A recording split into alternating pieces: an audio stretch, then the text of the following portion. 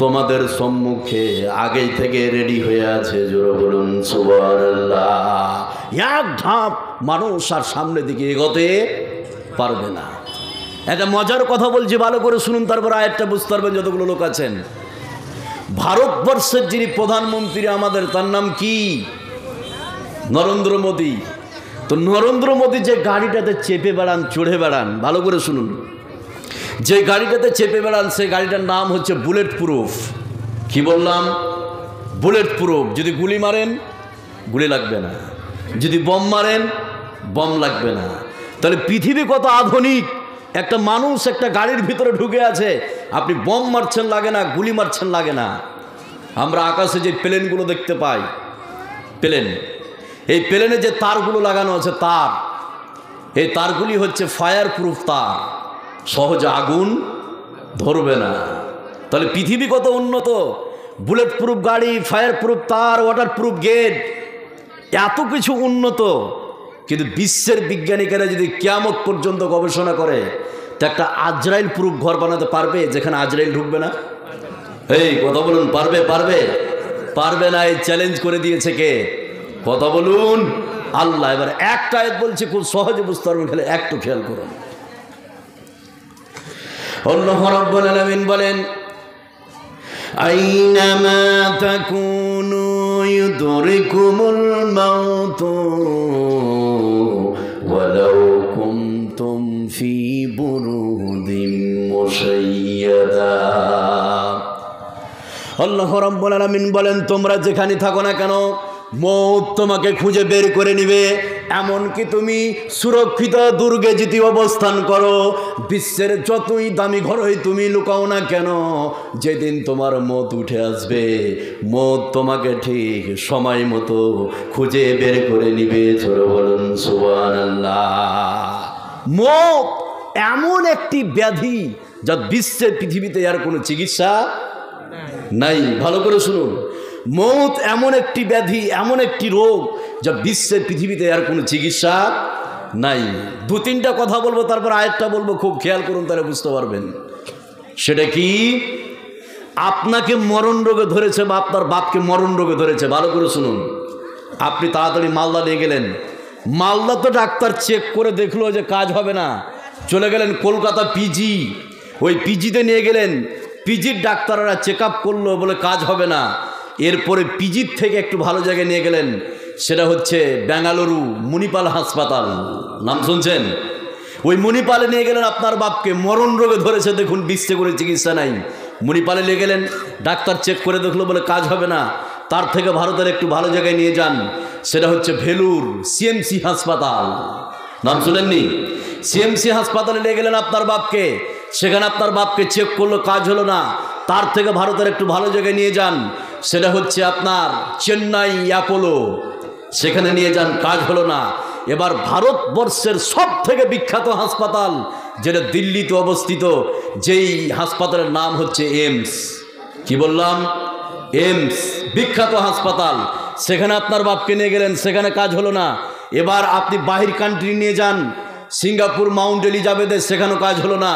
এবার বিশ্বের যেটা সেরা হাসপাতাল, বিশ্বের যেটা বিখ্যাত হাসপাতাল, বিশ্বের যেটা উন্নত মানের হাসপাতাল, যেটা, এই কিসের গল্প হয়েছে? কি হয়েছে? কথা বলা যাবে না যতক্ষণ শুনবেন। টাকা উঠালেন, উঠিয়ে দেবো, কিন্তু কথা বললেন না।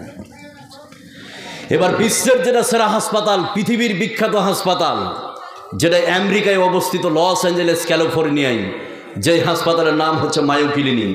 কি বললাম? মায়ো ক্লিনিক বিশ্বের সেরা হাসপাতাল। তা আপনার বাপকে যদি মরণ রোগে ধরে নাই, বিশ্বের পৃথিবীতে আর কোনো চিকিৎসা নাই। এই ঘোষণা কোরআনে করে দিয়েছে কে? কথা বলুন, আল্লাহ। এবার একটা আয়াত বললে আপনি বুঝতে পারবেন, খালি একটু খেয়াল করুন। আল্লাহ রাব্বুল আলামিন বলেন, কাল্লা ইযা বালাগাতিত তারাকিয়া ওয়া কিলা মান রাকিউ ওয়া জান্না আন্নাহুল ফিরাক ওয়াত্তাফাতিস সাকু বিস-সাক ইলা রাব্বিকা ইয়াওমা ইদিনিল মাসাক। আল্লাহ রাব্বুল আলামিন বলেন, শুনে নাও, মানুষের প্রাণ যখন কণ্ঠনালীতে উপস্থিত হবে তখন বলা হবে বিশ্বের কোনো ডাক্তার আছে নাকি তাকে বাঁচাতে পারে, বিশ্বের কোনো কবিরাজ আছে নাকি তাকে বাঁচাতে পারে। মানুষ তখন বুঝে নিবে পৃথিবীতে এমন কোনো ডাক্তার নাই, পৃথিবীতে এমন কোনো কবিরাজ নাই যে তাকে বাঁচাতে পারে। এখন তার পৃথিবী থেকে বিদায় নেওয়ার পালা শুরু হয়েছে। জোরে বলুন সুবহানাল্লাহ। বিশ্বের পৃথিবীতে আর কোনো চিকিৎসা নাই। এই পৃথিবীতে একজন ব্যক্তি মৌতকে চ্যালেঞ্জ করেছিল, চ্যালেঞ্জ। এর থেকে বদ্ধ পাগল বিশ্বের পৃথিবীতে আর কেউ হতে পারে? এই কথা বলুন, হতে পারে? মৌতকে চ্যালেঞ্জ করেছিল, তার নাম মাইকেল জ্যাকসন। নাম শুনছেন? শুনেননি মাইকেল জ্যাকসন?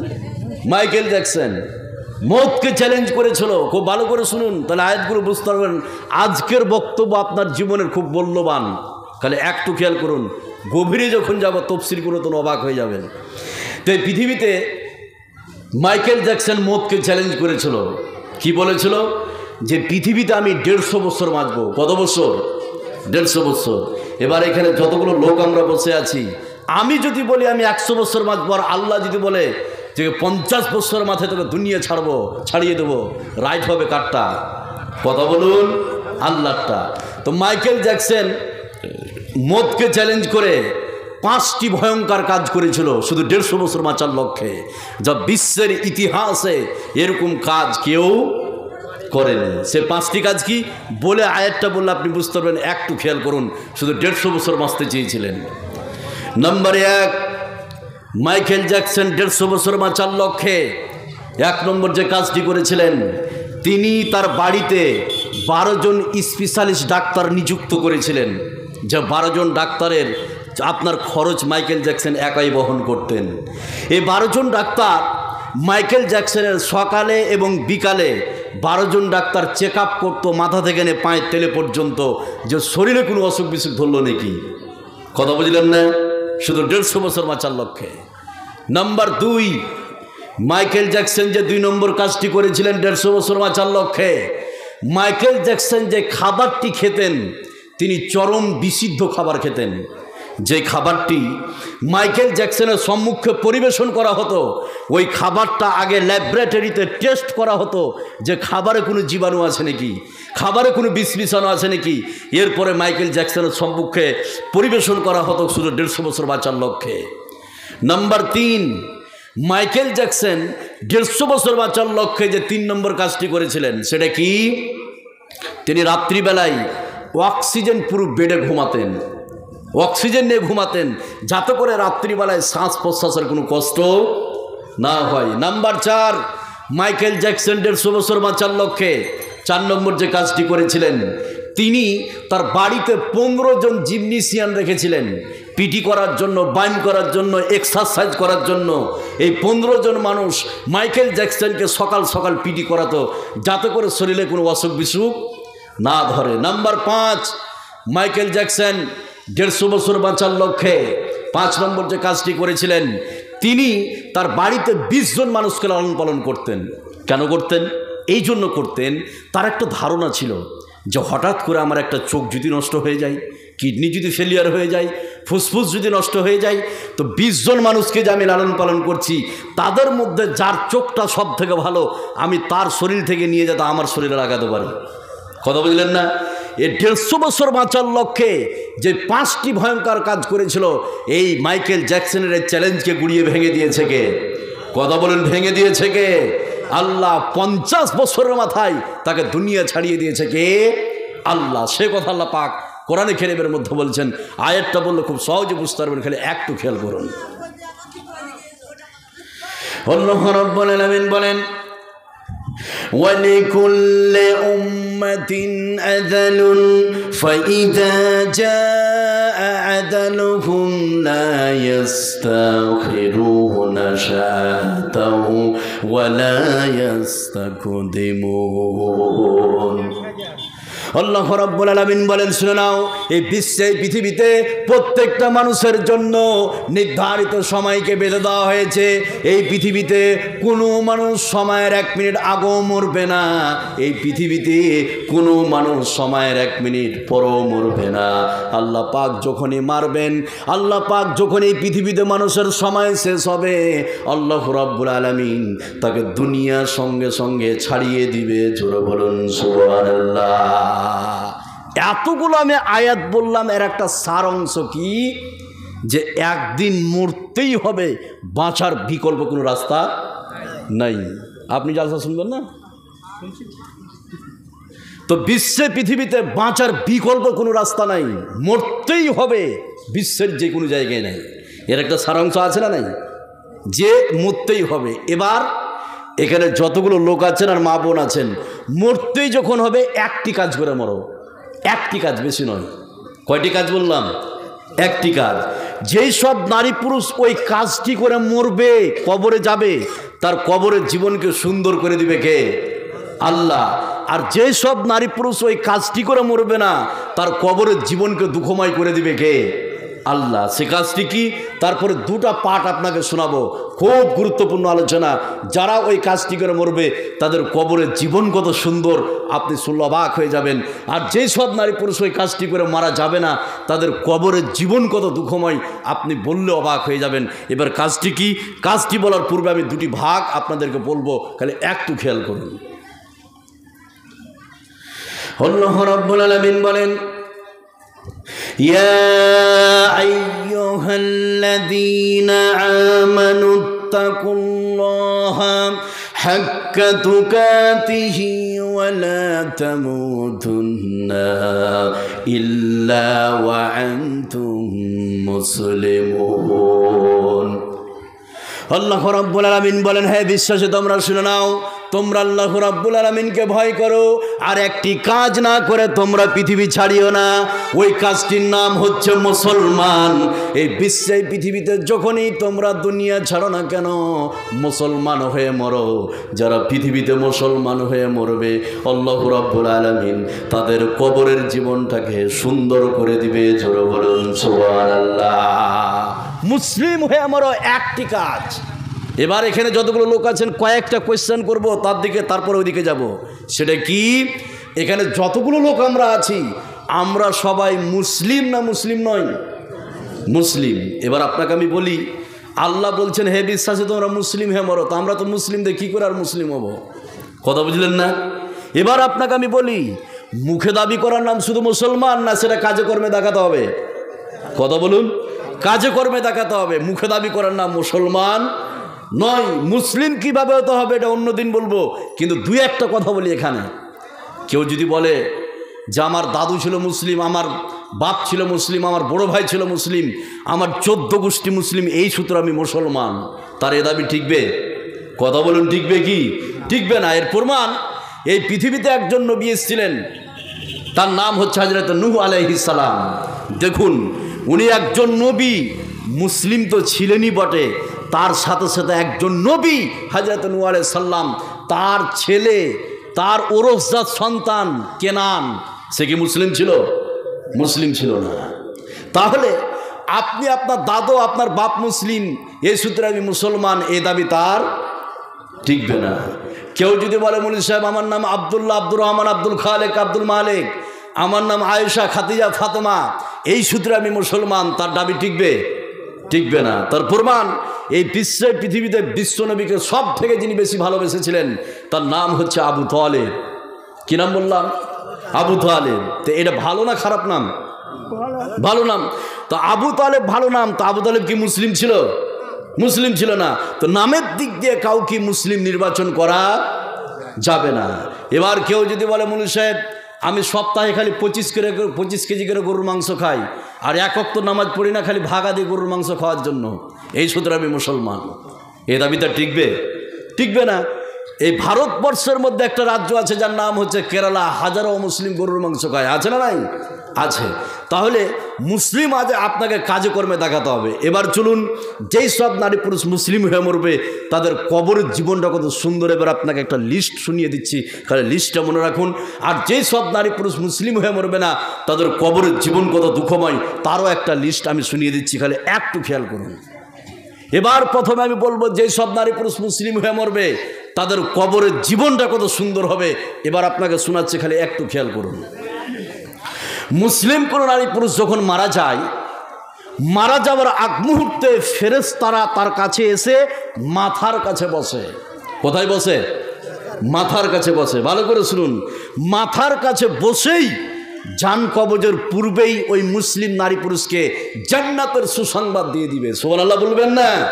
তাহলে জান কবজের পূর্বেই, জান কবজের আগেই তাকে জান্নাতের সুসংবাদ দেওয়া হবে। মাথার কাছে বসেই জান্নাতের সুসংবাদ দিবে, সে কথা আল্লাহ পাক কোরআনে কারীমের মধ্যে বলেছেন।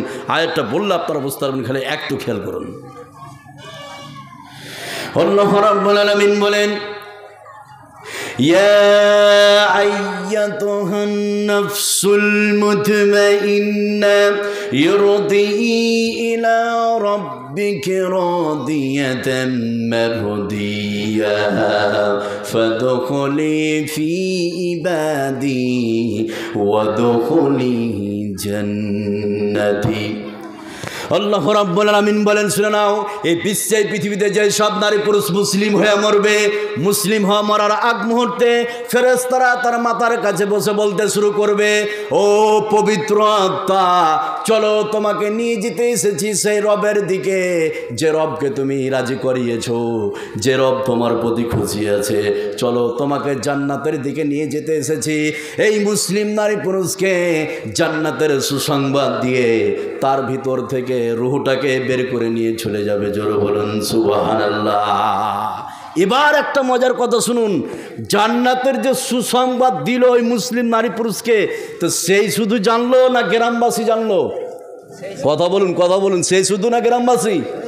সেই শুধু জানলো। এবার শুনুন, জান্নাতের সুসংবাদ দিয়ে তার ভিতর থেকে রূহটা কত সম্মানের সহিত বের করছে। ছোট্ট একটা কথা বলে বুঝতে পারবেন। বোতল আমরা চিনি না? চিনি। তো এক বোতল পানি আছে, এবার ঠিপিটাকে আমি খুললাম, খুলে যদি পানিটা আমি সম্পূর্ণ খেয়ে নিলাম, আবার ক্যাপ ঠিপিটাকে লাগিয়ে রেখে দিলাম, 5 মিনিট পরে যদি বোতলটাকে দেখি, বোতলের শেষ মাথায় 2 ফোঁটা 3 ফোঁটা পানি থাকবে না? থাকবে। এবার আবার ক্যাপটাকে খুলেন, আবার পানি, ওই 2 ফোঁটা পানিটাকে খান। এবার আপনাকে আমি বলি, ভর্তি বোতলে যত স্পিডে মুখে পানি এসছে, ওই 2 ফোঁটা পানি অত স্পিডে আসবে? আসবে না, আস্তে আস্তে আসবে। তো ঠিক মুসলিম নারী পুরুষ যখন মারা যাবে, তাকে জান্নাতের সুসংবাদ দিয়ে তার ভিতরে 2 ফোঁটা পানি যেরকম আপনার মুখে আস্তে আস্তে আসে, তার ভিতর থেকে রূহটাকে আস্তে আস্তে আস্তে আস্তে বের করে নিয়ে চলে যাবে। সুবহানাল্লাহ বলবেন না? এবার একটা কথা বলি, সেটা কি? যাকে জান্নাতের সুসংবাদ দিল সেই শুধু জানলো, যার ভিতর থেকে রূহটাকে সম্মানের সহিত বের করলো সেই শুধু জানলো, গ্রামবাসী জানলো না। কিন্তু বাহ্যিক দৃষ্টিতে ভালো মৃত্যুর কিছু লক্ষণ আছে, বাহ্যিক দৃষ্টিতে শুভ মৃত্যুর কিছু লক্ষণ আছে। এই লক্ষণগুলো কোনো নারী পুরুষের ভিতরে যদি দেখতে পান, তাহলে বুঝে নেওয়া যাবে যে এর মৃত্যুটা ভালো হয়েছে। সুবহানাল্লাহ বলবেন না? এবার লক্ষণগুলো কি আপনাকে বলছি, আপনার জীবনের সঙ্গে মিলিয়ে নিয়েন। নাম্বার 1, ভালো মৃত্যুর 1 নম্বর লক্ষণ, কালেমা পড়তে পড়তে মারা যাওয়া, ভালো মৃত্যুর লক্ষণ। নাম্বার 2, শুক্রবারের দিনে বা বৃহস্পতিবারের দিন যে রাত্রিবেলায় মারা যাওয়া, ভালো মৃত্যুর লক্ষণ।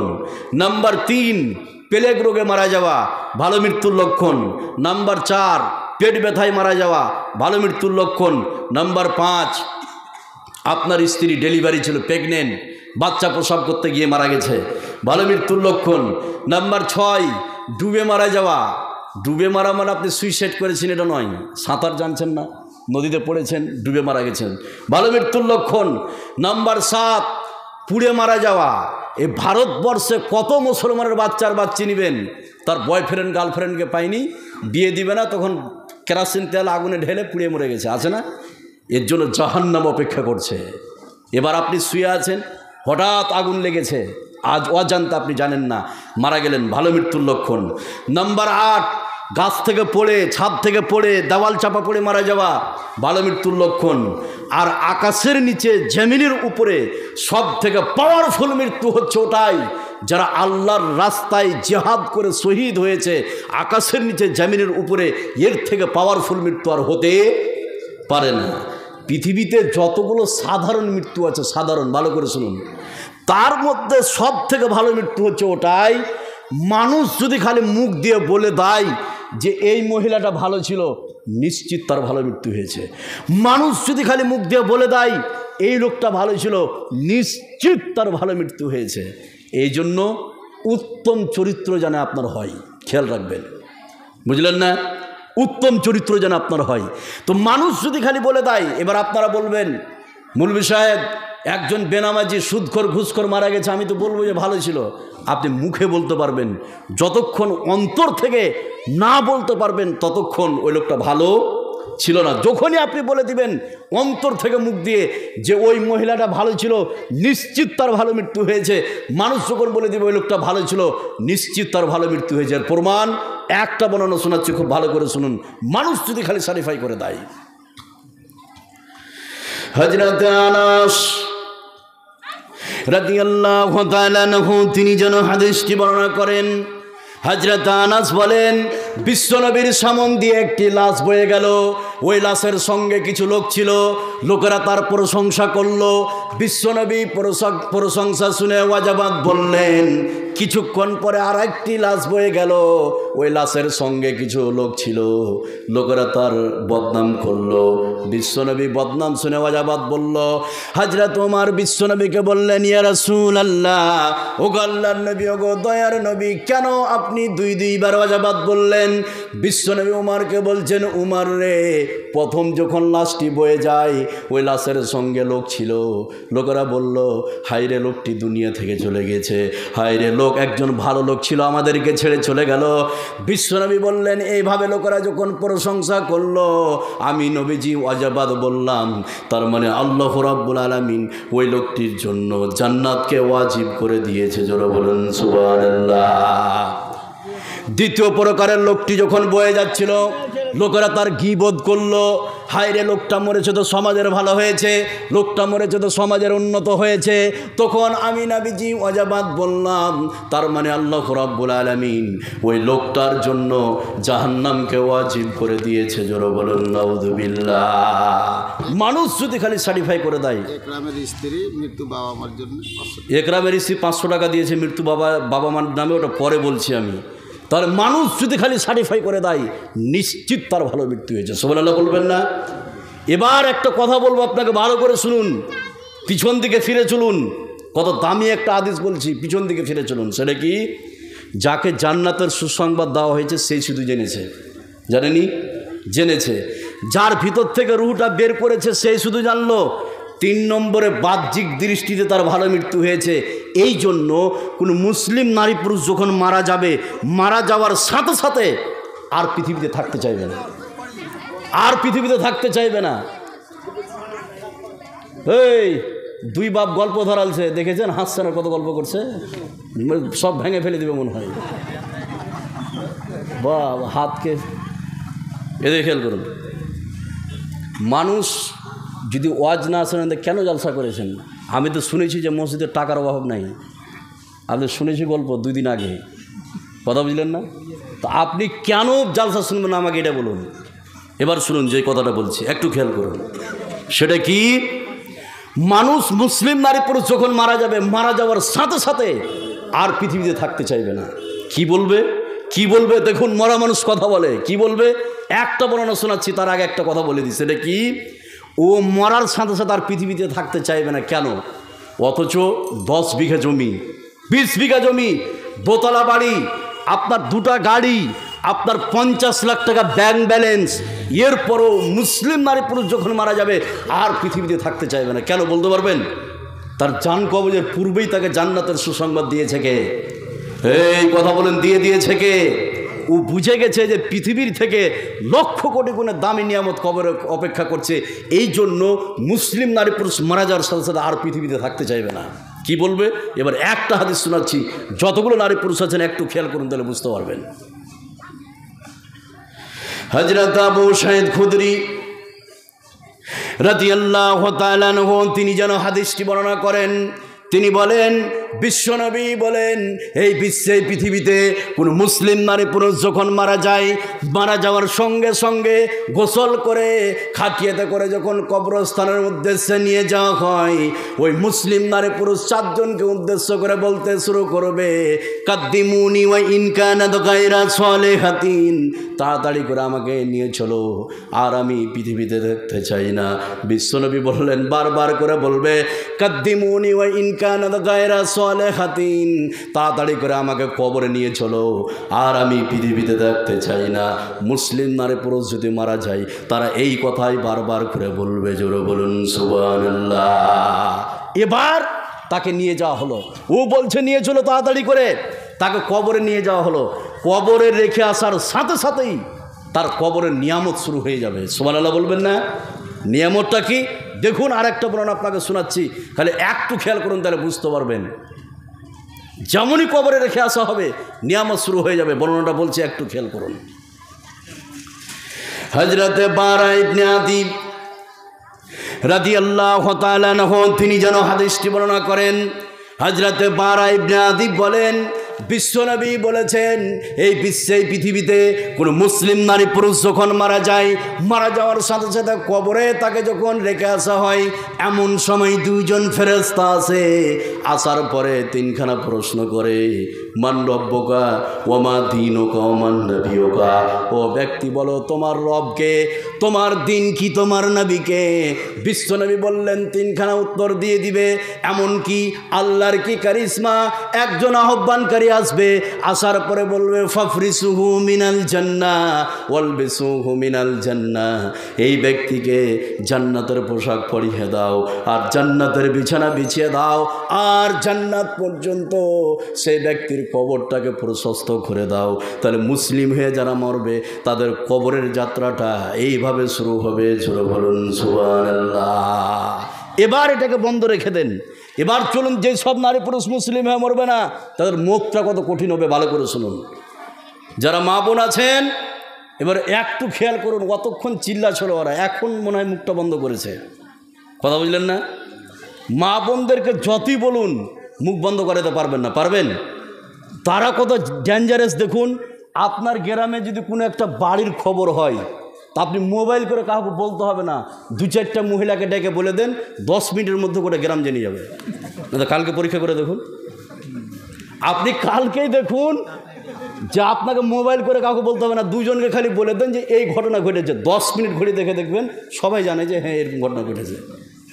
মোবাইলের আগে চলে ওরা। কথা বুঝলেন না? আর পৃথিবীতে কোরআনে মারার কথা বলা হয়েছে, মহিলাদেরকে বলা হয়নি? মানুষে কেন মারা হয়েছে বলুন তো? মুখ সহজে বন্ধ করবে না, ওই জন্য তো চটথাপ্পড় খায় মাঝে মধ্যে। এই খাই না? হ্যাঁ।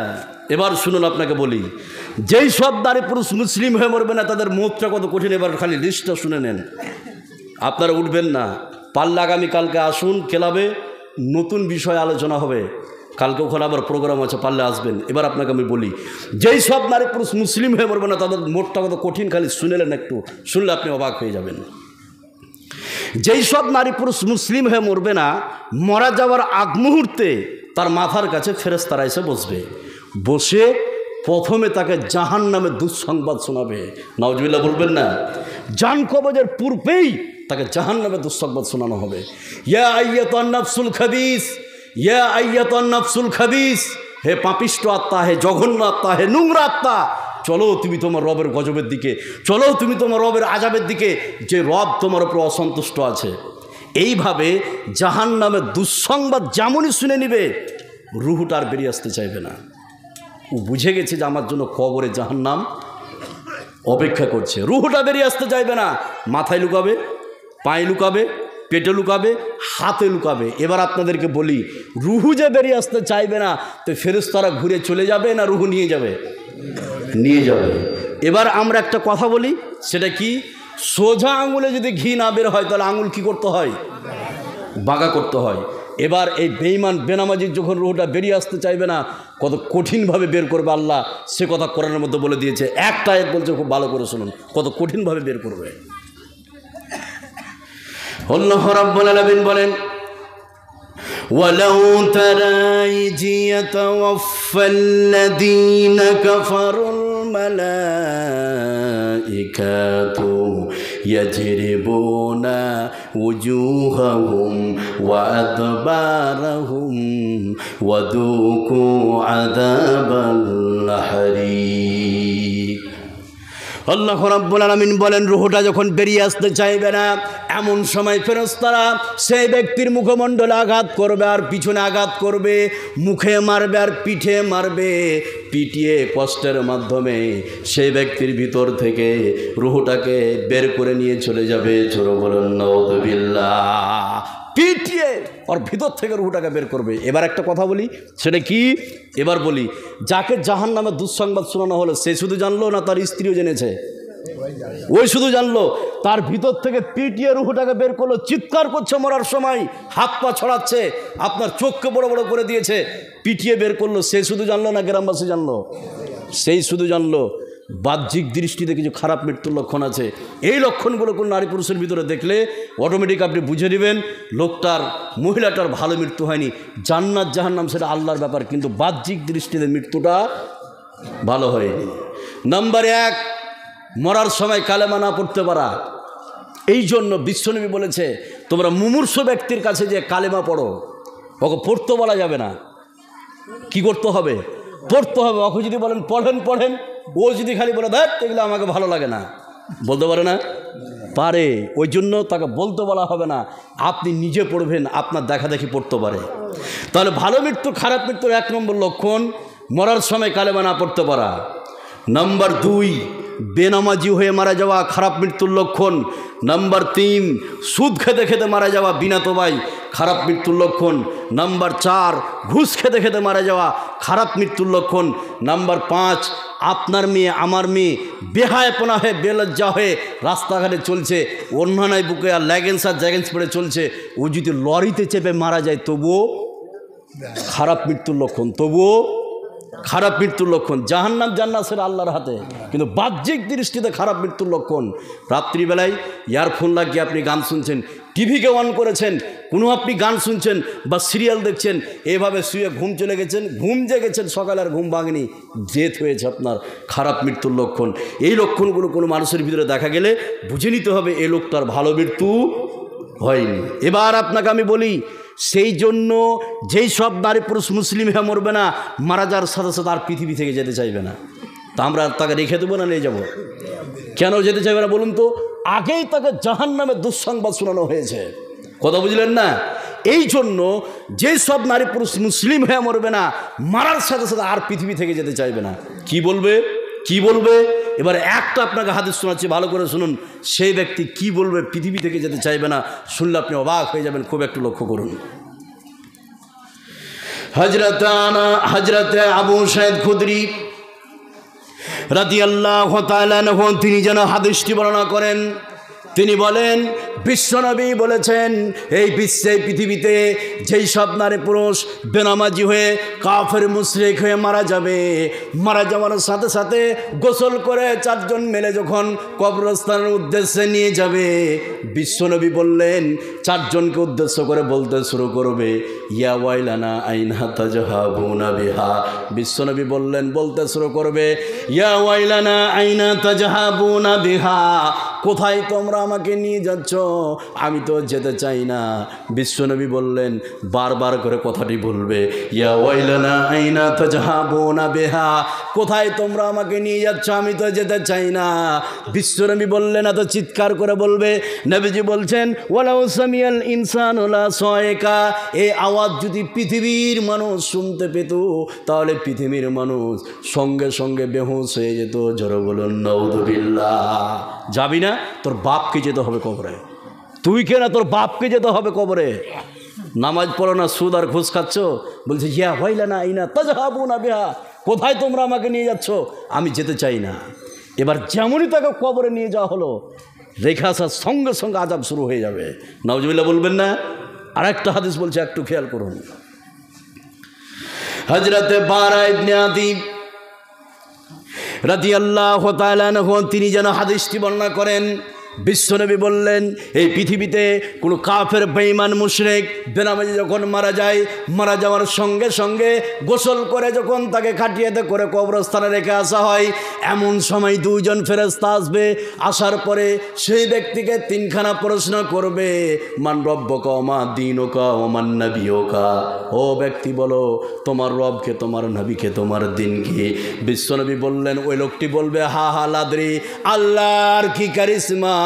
একজন আহ্বানকারী আসবে, আসার পরে বলবে, ফাফরিসুহু মিনান নার ওয়ালবিসুহু মিনান নার, ফাফরিসুহু মিনান নার ওয়ালবিসুহু মিনান নার।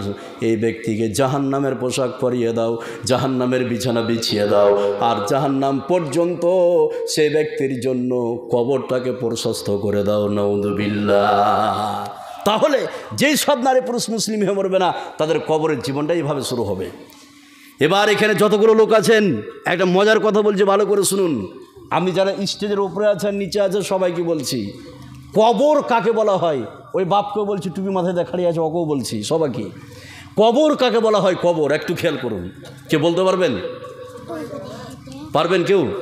আমরা জানি কি, বাড়ির পিছনে ফাঁকা জমিতে 3 হাত গর্ত করে একটা মানুষকে পুঁতে দেওয়ার নাম কবর, জানি না? আমরা এইটুকু জানি কি জানি না?